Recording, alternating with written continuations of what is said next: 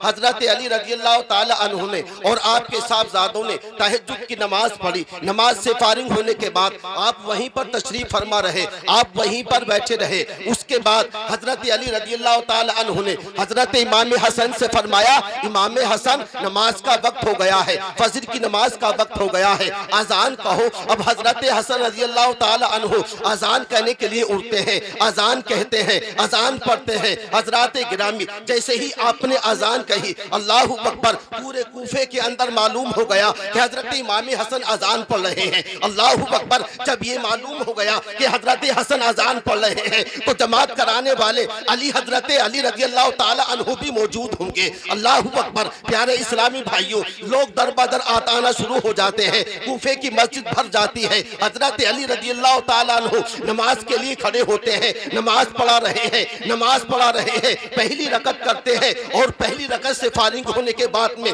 पहला सजदा किया, दूसरा सजदा किया, तीसरे सजदे यानी कि दूसरे सजदे रकत के लिए हजरत अली रज़ियल्लाहु ताला अन्हु रुकू किया, सजदे में गए, सजदा किया और आखिरी सजदा करने के लिए जा रहे थे। लेकिन हजरत इब्ने मुलजिम ने हजरत अली रज़ियल्लाहु ताला अन्हु के ऐसा खंजर मारा कि आर पार निकल गया। हजरत अली रज़ियल्लाहु ताला अन्हु यानी कि आपका वहां पर खून बरसना शुरू हो जाता है, मुसल्ले पर खून पड़ा हुआ नजर आ रहा है। अल्लाहु अकबर, हजरत अली रज़ियल्लाहु ताला अन्हु को लोगों ने संभाला और हजरत गिरामी वही इब्ने मुलजिम दौड़ करके भाग रहा था। लोगों ने उसको पकड़ लिया, लोगों ने उसको गिरफ्तार कर लिया, मारना शुरू कर दिया, मारते जा रहे हैं। लेकिन हजरत अली का मिजाज देखिए, हजरत अली फरमा रहे हैं, ऐ लोगों, मारने की कोशिशें मत करना, इसको मत मारना, ये तुम्हारा मुल्जिम नहीं है बल्कि ये मेरा मुल्जिम है, बदला लेना है तो मुझे लेना है, तुम्हारा कोई मतलब नहीं है। हजरत अली ने फरमाया, ऐ लोगों, मेरे मुल्जिम को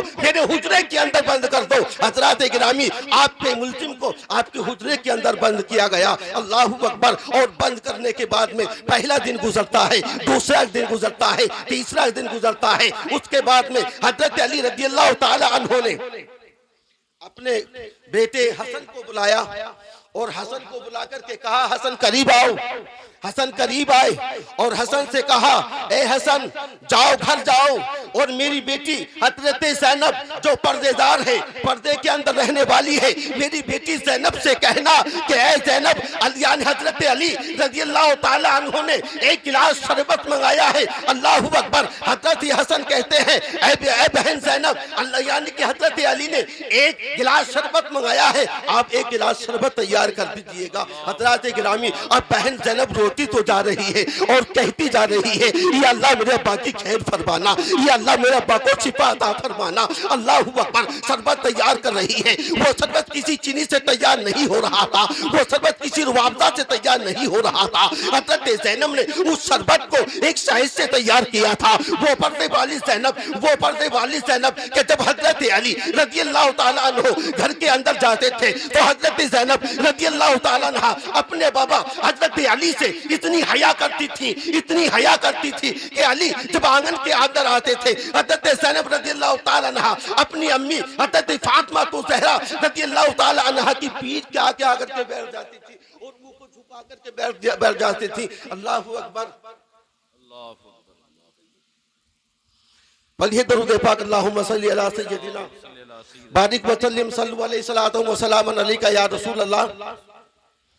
तो हजरत गिरामी अर्ज कर रहा था, हजरत ज़ैनब अपनी अम्मी फातिमा तो ज़हरा रज़ियल्लाहु ताला अन्हा की पीठ के पीछे आकर के दुबक करके बैठ जाती थी, चेहरे को छुपा लेती थी। हजरत फातिमा ने कहा, ए अली, अब तो आ गए हो लेकिन दिन के वक्त में मत आना, इसलिए कि मेरी बेटी हजरत ज़ैनब रज़ियल्लाहु ताला अन्हा आपसे हया फरमाती है। अल्लाहु अकबर, उस दिन के बाद में हजरत अली रज़ियल्लाहु ताला अन्हु दिन के वक्त में नहीं गए थे बल्कि रात के वक्त में जाते थे। अब वही ज़ैनब ने शरबत बनाया, शरबत बना करके हजरत इमाम हसन को दिया और देकर के कहा, लेकर के जाओ, और अपने बाबा अली के लिए दुआएं कर रही है। हजरत गिरामी और हजरत इमाम हसन अपने बाबा हजरत अली को शरबत ले जाकर के पेश करते हैं और जैसे ही आपने शरबत पेश किया ना तो हजरत इमाम सरकार यानी कि हजरत अली रज़ियल्लाहु ताला अन्हु दामाद रसूल ने फरमाया, ए गाजी अब्बास करीब आओ।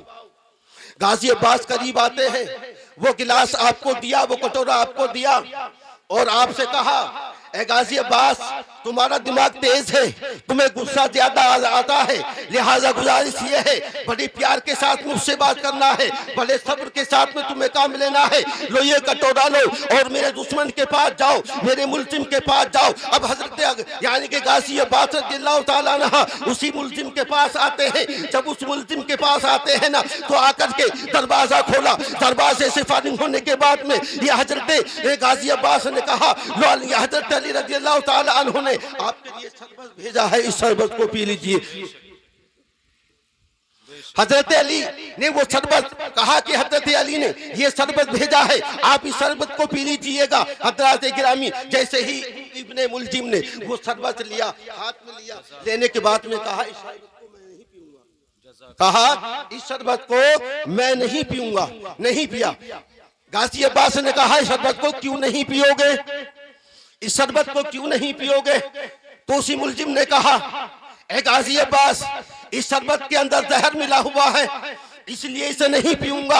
अल्लाहू अकबर। अपनी आंखों में आंसू बरसना शुरू हो जाते हैं। आपने कहा, अरे जालिम, तुझे मालूम होना चाहिए, अरे मनहूस, तुझे मालूम होना चाहिए ये शरबत किसने बनाया है, ये शरबत किसके हाथों से तैयार हुआ है। अल्लाहू अकबर। इरशाद फरमाया, तुझे मालूम होना चाहिए ये ज़ैनब, मेरी बहन ज़ैनब जो पर्दे के अंदर रहती है, उसने ये शरबत तेरे लिए तैयार किया है। मेरे बाबा अली ने तेरे लिए भेजा है। मेरे मुल्जिम को आज 3 दिन हो गए हैं, न खाना मिला है, न पानी मिला है, लिहाजा तेरे लिए शरबत भेजा है, इसको पी ले। लेकिन तू पीने से इनकार कर रहा है। अल्लाह अकबर। वो शरबत नहीं पिया। लेकर के अब्बास गाजी उस शरबत को वापस आ जाते हैं, और जैसे ही वापस आते हैं, अल्लाह अकबर, इमाम हसन के हाथ में देते हैं। इमाम हसन उसी शरबत को लेकर के वापस आ रहे हैं। हजरत अली ने फरमाया, इस शरबत को लेकर के वापस आओ। और जब वापस आते हैं तो हजरत अली ने अपने हाथों में वो शरबत लिया और लेकर के फरमाया, अल्लाह अकबर। कहा, आप क्या करेंगे?